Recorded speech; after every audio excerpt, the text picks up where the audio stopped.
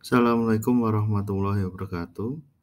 Berjumpa kembali dalam video pembelajaran mata pelajaran sejarah kelas 12 semester 2. Pada video kali ini kita akan membahas mengenai proses penyatuan negara Vietnam. Ada 4 tema yang akan kita bahas dalam video kali ini.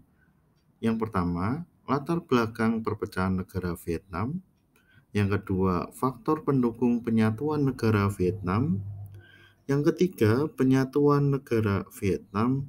Dan yang terakhir adalah penyatuan negara Vietnam. Mari kita bahas tema yang pertama, latar belakang perpecahan negara Vietnam.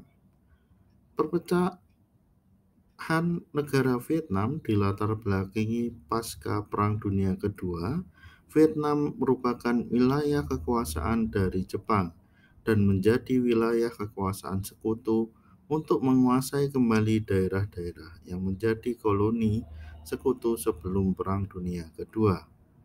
Bergabungnya Partai Komunis Vietnam lokal yang mendukung gagasan dari Tiongkok dan Inggris serta Prancis didukung oleh kerajaan Vietnam.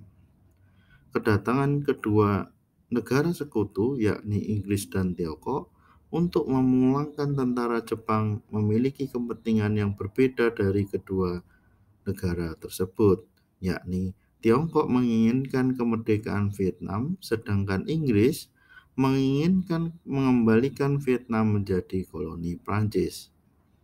Perbedaan kepentingan memunculkan peperangan pada tahun 1954 dan dimenangkan oleh kelompok komunis Viet Minh dan membagi wilayah Vietnam menjadi dua bagian, yaitu Vietnam Utara dan Vietnam Selatan melalui Perjanjian Jenewa tahun 1954.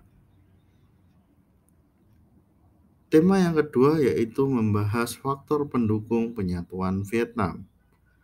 Faktor pendukung penyatuan Vietnam diantaranya adalah keinginan Amerika untuk menghalau pengaruh komunisme di Vietnam Utara ternyata mengalami kegagalan.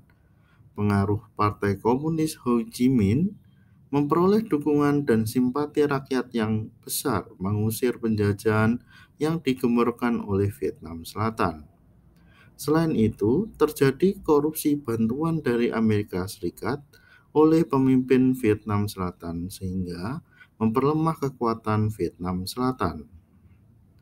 Penduduk Vietnam Selatan sendiri banyak bergabung pada Partai Komunis pimpinan Ho Chi Minh, sehingga usaha Amerika Serikat untuk membangkitkan rakyat Vietnam Selatan menolak komunisme dan Vietnam Utara mengalami kemunduran. Terjadi peperangan yang berlangsung lama antara tahun 1954 sampai 1970-an, membuat rakyat Vietnam menderita dan ingin segera mengakhiri peperangan. Kekalahan Vietnam Selatan dalam perang melawan Vietnam Utara ini sehingga mengakibatkan ibu kota Hanoi dapat dikuasai. Proses penyatuan Vietnam. Amerika Serikat menunjuk Odin Diem sebagai agen CIA untuk memimpin Vietnam Selatan dan melancarkan propaganda melawan komunis Vietnam Utara. Pada tahun 1965, terjadi perang terbuka antara Vietnam Utara dan Vietnam Selatan.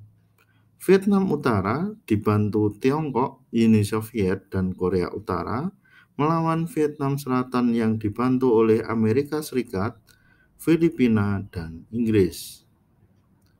Penyerangan Vietnam Selatan ke Vietnam Utara mengalami kegagalan karena kelemahan tidak menguasai medan pertempuran, sehingga membuat Presiden Amerika Richard Nixon menarik pasukan Amerika Serikat pada tahun 1969 karena mendapat tekanan publik Amerika Serikat. Hilangnya bantuan dari Amerika Serikat membuat tentara Vietnam Selatan mengalami kekalahan, sehingga tentara Vietnam Utara berhasil menduduki ibu kota Vietnam Selatan, yakni Saigon pada tanggal 30 April 1975 dan menandakan berakhirnya Perang Vietnam dan menyatukan kedua negara Vietnam.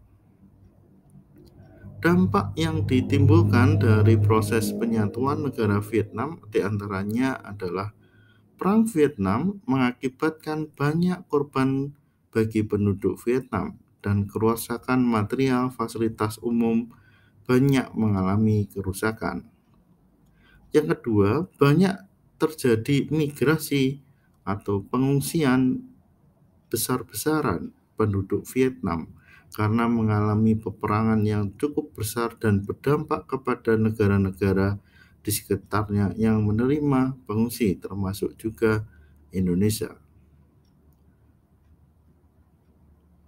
Yang ketiga adalah membludaknya permintaan pencarian suaka dari negara Vietnam Selatan ke Amerika Serikat dan Inggris. Dan yang terakhir adalah persaingan Amerika Serikat dan Uni Soviet di Vietnam mengakibatkan diferensiasi geopolitik di kawasan Asia Tenggara. Demikian video pembelajaran kali ini. Apabila ada kekurangan, saya mohon maaf. Sampai jumpa pertemuan selanjutnya. Assalamualaikum warahmatullahi wabarakatuh.